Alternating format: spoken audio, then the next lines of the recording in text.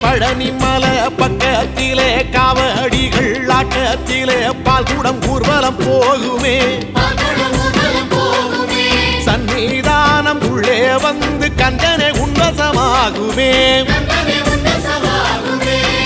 வேல் கொண்டு நிற்பவனே வேதனைகள் தீர்ப்பவனே தினம் தினம் கை நிறைய பரமள்ளி தருபவனே. கையில் தண்டுடல் நிற்கும் பழனி ஆண்டி என்றும் அன்புடன் வணங்கி வந்தோம் வேண்டி.